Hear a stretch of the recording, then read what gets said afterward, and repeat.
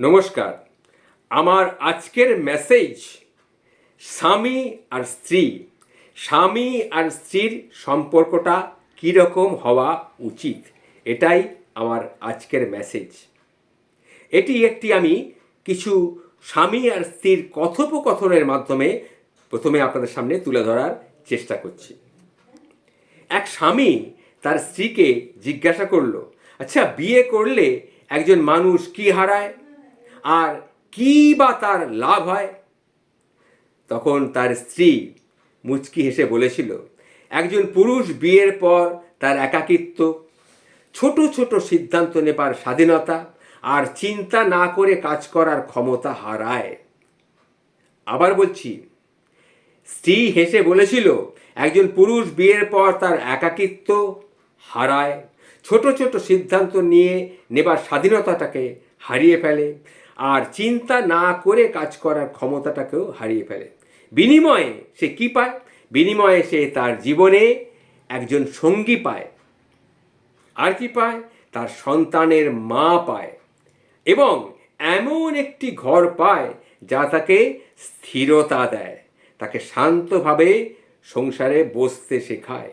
একথা শুনে স্বামী খুব অবাক হয়ে গেল। সে বলল, এইটুকুই সে সুখ পায় না? আর কিছুই পায় না? এইটুকুই সে আসলে পায়? সে সুখ পায় না? তখন তার স্ত্রী হাসি মুখে উত্তর দিল, সুখ আমাদের তো নিজেদের কাছেই থাকে। যদি বিয়ে মানে আমরা সুখ দুঃখ ভাগ করে নেওয়াটাকে বুঝি, তাহলেই আমরা সুখী হব। অর্থাৎ সুখ আমাদের নিজেদের মধ্যেই আছে, শুধু সুখটাকে আর দুঃখটাকে আমাদের নিজেদের মধ্যে ভাগ করে নিতে হবে, তাহলেই আমরা সুখী হব। আর আমরা যদি এটাকে স্বাধীনতা নষ্ট হওয়া হিসেবে দেখি, তাহলে আমরা অসুখী হব। তখন তার স্বামী একটু চিন্তা করলো, চিন্তা করে বলল, তুমি আমাকে বেশি ভালোবাসো না তোমার সন্তানদের বেশি ভালোবাসো? আসলে আমি জানতে চাইছি, তুমি আমাকে বেশি ভালোবাসো নাকি আমার সন্তানদের বেশি ভালোবাসো? তখন তার স্ত্রী কোনো রকম দ্বিধা না রেখেই উত্তর দিল, অবশ্যই আমি আমার বাচ্চাদের বেশি ভালোবাসি, আমার সন্তানদের আমি তোমার থেকেও বেশি ভালোবাসি। তখন তার স্বামী উত্তর দিল, জিজ্ঞাসা করলো, অত্যন্ত কৌতূহল হলো, কেন তুমি কথা বলছো? তখন তার স্ত্রী বলল, কারণ তারা আমার অংশ, তারা আমার রক্ত, তারা আমারই আত্মা। আবার বলছি, ভালো করে কানে ঢুকিয়ে নাও, তোমার থেকে কেন আমি আমার সন্তানদের বেশি ভালোবাসি? তার কারণ হচ্ছে তারা আমার অংশ, তারা আমারই রক্ত, তারা আমারই আত্মা। তখন তার স্বামীও মৃদু হেসে বলল, বুঝলাম, আর আমি তো একেবারে কিছুই না, কি তাই তো? তখন তার স্ত্রী তাকে বলেছিল, তুমি কিছু না, এটা তুমি ভাবছো কেন? তুমি আমার এই যাত্রার সঙ্গী। কখনো তুমি আমাকে আনন্দ দাও, আবার কখনো কষ্টও দাও। এই যে কথাবার্তাগুলো হলো স্বামী আর স্ত্রীর মধ্যে, এরপরে স্বামী বসে বসে মনে মনে ভাবছে, আসলে কি দাম্পত্য সম্পর্ক ত্যাগের উপরে গড়া? এবং এই ত্যাগ কি সবসময় পুরস্কৃত হয়? আসলে বাস্তবতা কি? সেটা হচ্ছে যে সংসারে নারীর ভূমিকা কেউ মূল্যায়ন করে না। একটা নারীর সংসারে যে কি ভূমিকা থাকে তার মূল্যায়নটা আমরা কেউ করতে চাই না, যদিও একটি পরিবার তাকে ঘিরেই কিন্তু আবর্তিত হয়।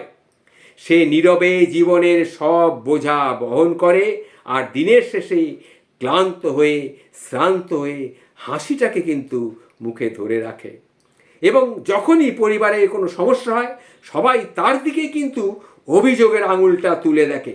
এই জন্যেই, এই মেয়ের জন্যেই, এই বৌমার জন্যেই এই ঘটনাটা ঘটেছে। এইভাবে অভিযোগের আঙুলটা কিন্তু সেই স্ত্রীর দিকেই সবাই তোলে। বাচ্চা আঘাত পেলে বলে, মা তার দায়িত্ব পালন করে না, বাচ্চা কারোর সাথে খারাপ ব্যবহার করলে বলে মা তাকে সঠিক শিক্ষা দেয়নি। স্বামী অসুস্থ হলে বলে স্ত্রী তার দিকে কোনো খেয়ালই রাখে না। কিন্তু সত্যি কথাটা কি জানেন? সত্যিটা হলো একজন নারী তার মহান ভূমিকা পালন করে, সে আসলে একটি বিদ্যালয়, এবং তার চেয়েও কিছু বেশি যদি হয় থাকে সে তাই। সে সেই ডাক্তার যে ক্ষত সারিয়ে ফেলে, সে সেই নার্স যে রাত জেগে যত্ন নেয়, সে সেই শিক্ষক যে মূল্যবোধ সৃষ্টি করে, সে এমনই একটা লাইব্রেরি যেখানে আছে জীবনের জ্ঞান, সেই জ্ঞান হৃদয় দিয়ে স্পন্দিত হয়। তাই বলছি, প্রত্যেক নারীকে আমার আন্তরিক অভিবাদন, অভিনন্দন, নিষ্ঠার সাথে যারা সংসারের সব দায়িত্ব ঠিকমতো পালন করেন, যারা অন্যদের জন্য নিজেদের আরামকে, সুখ শান্তিকে বিসর্জন দেন, যারা শত চ্যালেঞ্জ সত্ত্বেও তার চারপাশের মানুষগুলোর মুখে হাসি ফুটিয়ে তোলেন। তাই বলছি, হে নারী, তুমি হাসো প্রাণ খুলে। হে নারী, তুমি নিজেকে নিয়ে গর্বিত হও। হে নারী, তুমি প্রজন্ম সৃষ্টিকারী। হে নারী, তুমি পৃথিবীর শক্তি আর ভালোবাসার উৎস। নমস্কার, ভালো থাকবেন।